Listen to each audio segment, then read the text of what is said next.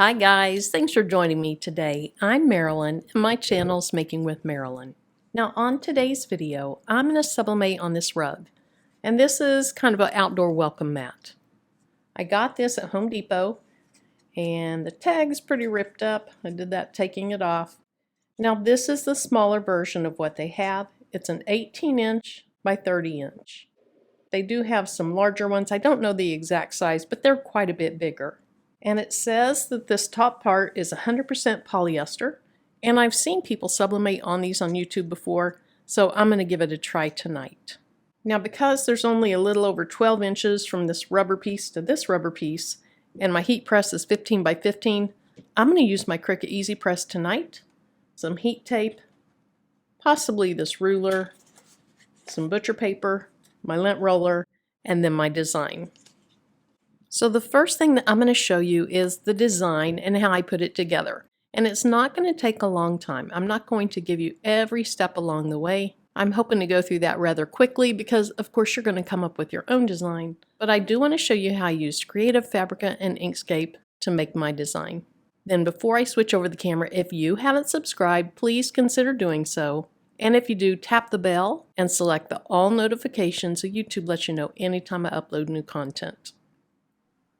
So for my project, I mainly used files I got off of Creative Fabrica.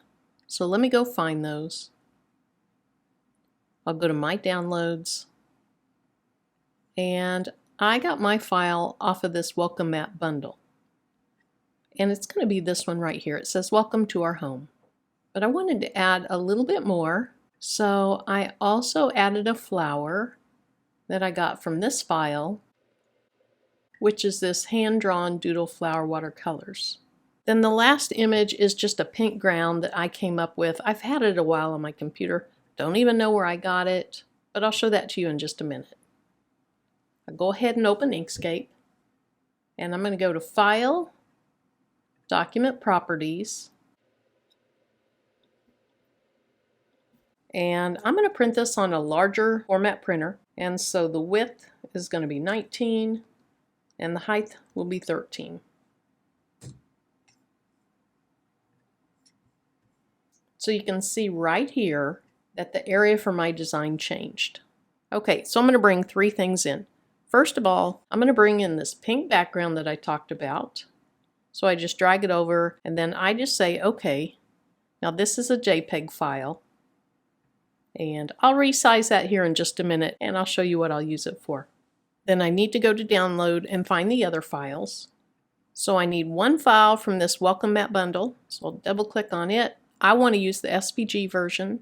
And you won't be able to see this because it's off to the right. But I'll drag it onto my canvas. And once again, I'll just say OK. And of course, that's way too large. Now we'll go back to the downloads.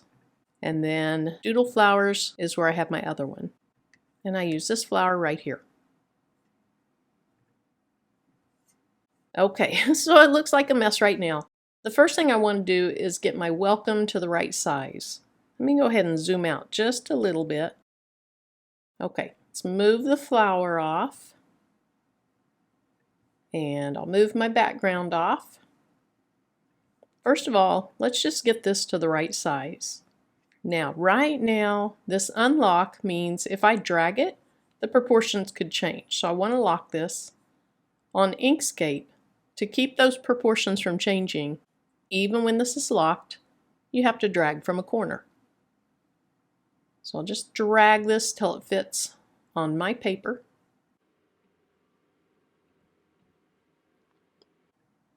That looks pretty good right there. So let me go up to Object. You may not be able to see Object, it's right here. Object and Ungroup and see if any of those will come apart. Okay, so the To Our Home is separate. And the welcome and the little heart, let me try to see if those will ungroup. Okay, so I'm going to click back on the heart and delete it. Now I'm going to go ahead and select the W and the Elcom. I'll go up to Path and I'm going to say Union so that I weld those together. Now for this "to our home," that looks a little bit just too narrow, or the letters are too small, so I need to try to beef those up. So let me see, let's go up to Path, Object to Path, then I go to Object and Ungroup. Okay, I want to move those apart just a little bit because in a few minutes I'm going to make each of those bolder, and so I need a little more space between them. So I'm just making more room between the letters.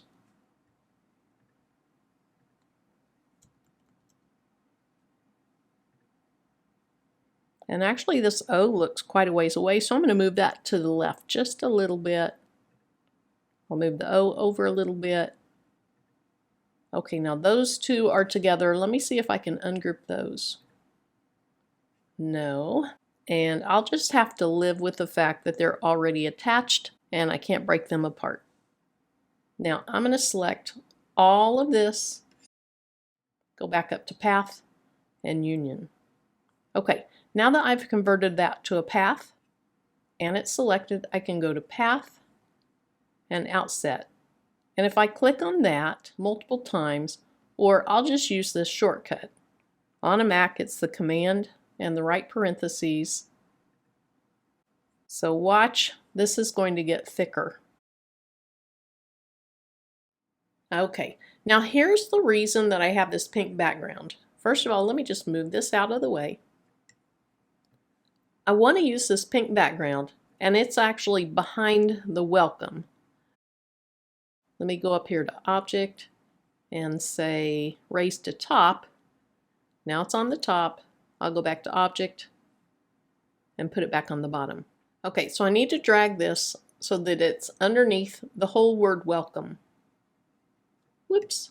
I'll make it just a little bit wider. And I don't want it too much wider than the word welcome because I like these dark spots on the side. And you'll see here in just a second why that matters. Make it just a little bit taller so I get more of this dark down below the E. Okay, so this is a really nice feature. I'm going to select the welcome, which is a path, and my background. Then I'm going to go up to Object, Clip, and Set. And what it did is it clipped my SVG out of that background. I just think this will be cuter than a plain black background, or even a plain pink or a plain purple background. Okay, so now I can put this back up here, just about where it goes. And then this little flower, it's way too big. Let's go ahead and make that smaller. And then I want to go ahead and flip that horizontally. So I'll go to Object, Flip Horizontal, and then I'm still going to make it smaller and taller.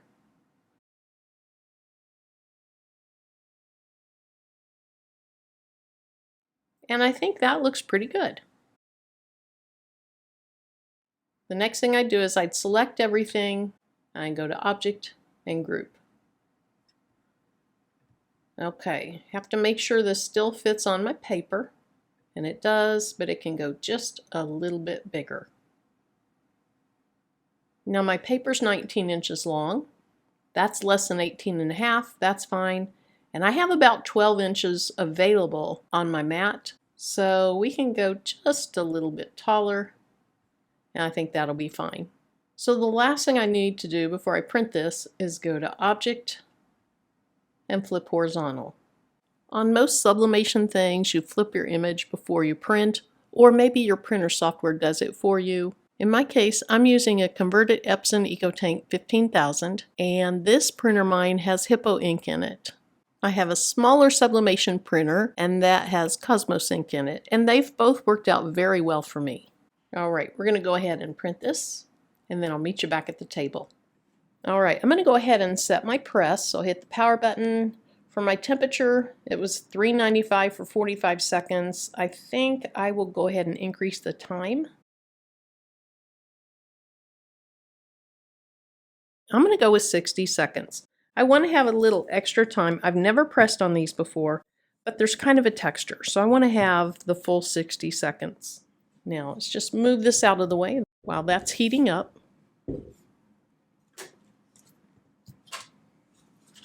And there's a couple things I want to do to get ready for this. First of all, I want to lint roll where the design will go.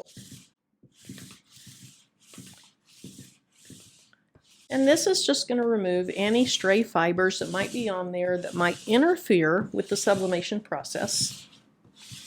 And then also, sometimes with these fibers, under the sublimation paper, you add a lot of heat, and they put little blue marks on whatever you're sublimating on.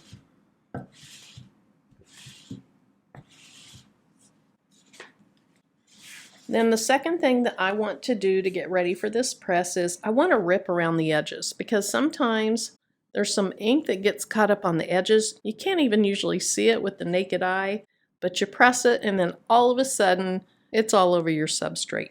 I'm just going to rip around this. The other thing that this does is it kind of thins out your paper. Like there's layers in this paper, and it thins out the edges so that you don't have that press mark where your paper ends. Sometimes it'll leave kind of an indentation in whatever your substrate is, and this helps with that as well.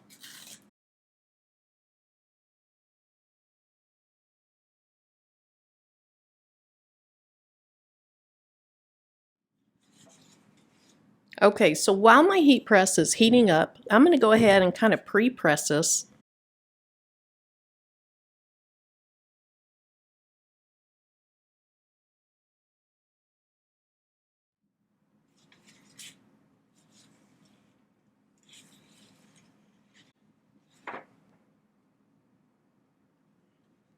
Now I can kind of see through here, so I want to try to have this to our home be relatively straight. That's my only concern.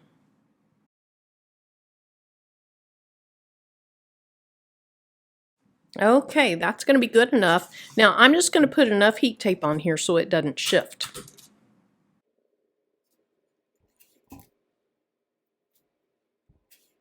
And since I will be moving my press across it, I definitely want to use this heat tape so that I don't drag my image with me. If I do, it's going to be really blurry.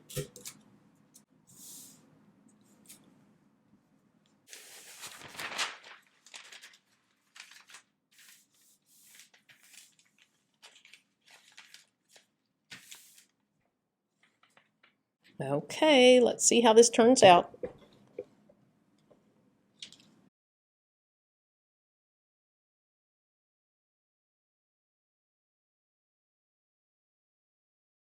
Okay, I marked down here to show generally where the heat press ends. And I'm going to overlap just a tiny bit. And I think I'm over the entire design, so I can probably do this in 2 presses.